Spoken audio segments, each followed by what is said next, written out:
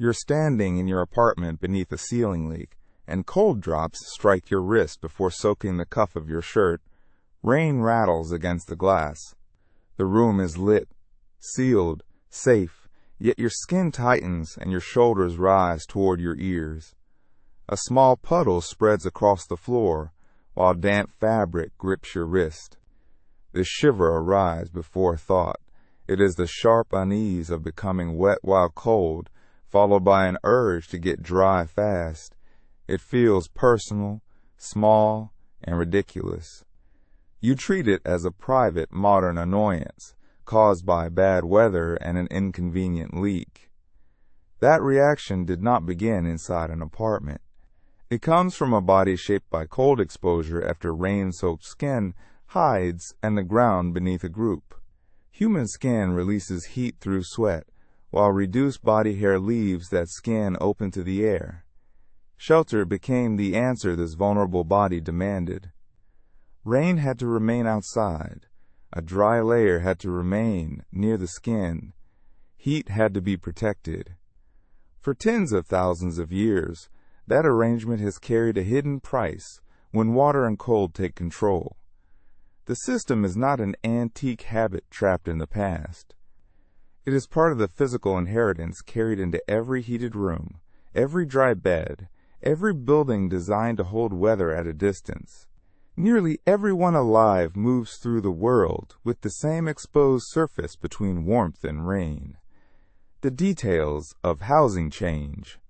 The body beneath them does not arrive as a blank modern invention. It arrives with a requirement that has quietly shaped walls, roofs, floors, clothing, and the fierce human preference for dry places. Your damp cuff clings to your wrist, and getting dry no longer feels like a minor preference. Tens of thousands of years of inheritance sit inside that small recoil. Rain still reaches the same body that taught humans to keep it out.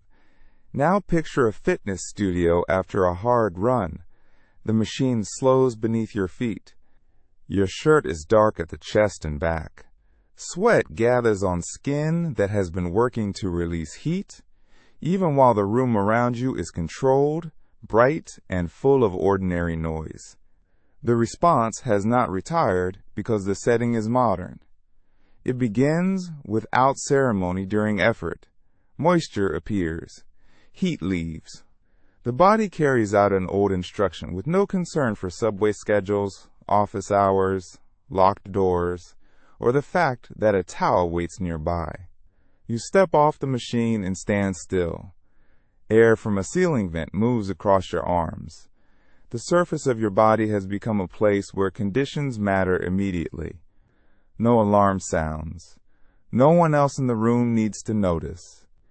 Yet your posture changes as you reach for a sweatshirt, pull it over damp skin, and search for the quickest path back to warmth. That urgency is not a thought you choose. It rises from the body before language catches it. A towel, a dry shirt, a closed door, and a roof can feel trivial until they do not. The sweat cooling on your skin is a live response, not a relic. The body is still carrying the demand that made shelter more than a place to sleep. On open ground, the sun presses down with no roof above it and little shade to break the heat. Movement raises the body's temperature. Bare skin absorbs the air and light. If heat stays trapped, the work of walking, carrying, and searching becomes harder to continue. Sweat solves part of that problem. Moisture reaches the surface of the skin. When it evaporates, it takes heat with it. Reduced body hair leaves more of that surface open to moving air. Under a hard sun, this is useful. A body that can release heat can remain active while the ground radiates warmth back upward. But the same surface has no loyalty to dry weather. Rain changes the terms. Water runs over exposed skin instead of leaving it. Hides become wet. The earth beneath a resting group turns cold and saturated. A fire must be shielded from rain before it can offer much warmth. Wet hides cannot hold a dry layer against the body. A roof becomes more than cover from the sky. Packed earth needs something between it and sleeping skin. A protected fire becomes part of staying alive through the dark. The body that can shed heat under intense sun also creates a demand for dry shelter when cold rain arrives. You still carry that exposed surface beneath your clothes. Water dripping from a hide roof onto packed earth describes the same danger your skin recognizes when damp fabric stays against it. Now you are walking uphill beneath a rain jacket, with a heavy bag pulling at one shoulder. Your legs work, your chest warms, sweat forms beneath the jacket, where the air is trapped close to your shirt. At that moment, the old response is doing its job. Effort produces heat. Sweat moves that heat toward the skin. The moisture under your jacket helps keep the climb from becoming too hot. Your body does not need to know that the hill ends at a bus stop. It responds to the heat it has. Then you stop beneath the shelter. The bag comes down. Rain taps the roof above you while cold air reaches the opening at your neck and cuffs. Your shirt is damp from the climb. The work has ended, yet the wet layer remains pressed against your back. The jacket blocks some rain, but it cannot remove moisture already held against skin. The same cooling response that served you on the hill now meets stillness, cold air, and water outside the shelter. You feel the damp shirt cooling along your spine. Sweat can protect you while you move, even when the place you stop will punish the wetness it leaves behind. The bus shelter is dry above your head. Cars pass on wet pavement. Nothing is chasing you. Yet the damp shirt against your spine draws a shiver up through your shoulders as you stand still in cold air. The safe place does not stop the response. Later, you wait at a crosswalk in light rain and pull out your phone. Water has reached your fingers through a wet cuff. Your thumb slips across the screen. The grip feels clumsy. Fine control fades while the phone rests in your hand. In another ordinary moment, you come inside after a wet walk and remove your jacket near the door.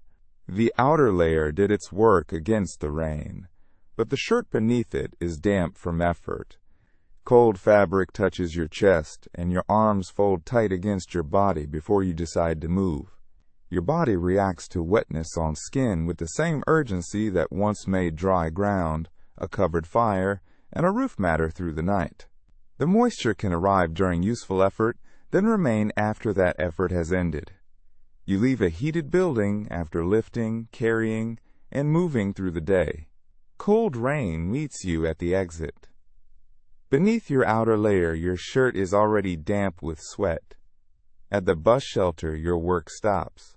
The wet cloth stays close to your chest and back while air reaches through the collar. Shivering begins before the bus arrives. It pulls attention away from the route display, the time, the small decisions waiting in your phone. Your jaw tightens. Your hands stay buried in your sleeves.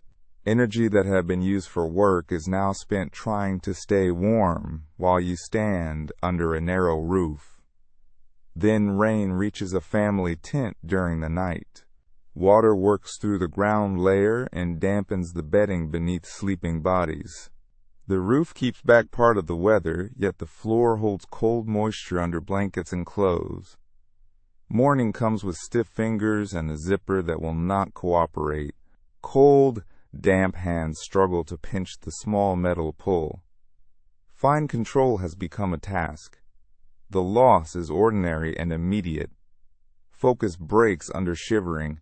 Hands lose precision. Sleep is interrupted by cold fabric and wet ground. The next day begins with less energy because the body spent the dark trying to hold its heat. Rain does not need to enter a wilderness camp for this trap to return. It only needs to reach clothing, skin, bedding, or the surface beneath you while movement ends. The cooling response remains active in the wet layer after its useful moment has passed. Your fingers shake around the zipper pull, and the small motion becomes difficult. Damp shelter surfaces can turn a night of rest into a night spent defending warmth. At the edge of a rain-soaked playing field, you stop after running hard. Water darkens your sleeves. Sweat has already dampened the shirt beneath them. Teammates stand nearby under the shelter, waiting for the weather to ease, while cold air enters through the open sides. The mismatch has an answer. The body responds to heat produced by effort, not to the safety of the place where effort will end. Sweat reaches exposed skin to release heat. Rain and cold, then keep the skin and clothing wet after the running stops.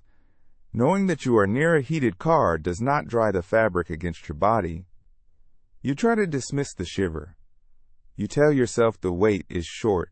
You pace beneath the shelter, pull your collar closed, press your arms against your sides, and keep watching the rain. None of it removes the wet layer already holding cold against skin. The response does not pause because the danger seems minor. Avoidance fails too. Work continues through rain. Children play outside. A train platform has no dry room beside it. A tent has one thin barrier between bedding and saturated ground. Modern shelter reduces exposure, yet each opening, wet cuff, soaked floor, and damp shirt can restore the same physical condition. That is why the warning remains difficult to silence. The trigger is built into exertion, followed by rain and stillness, a sequence that appears inside ordinary life without asking permission. You stand among other people beneath the field shelter.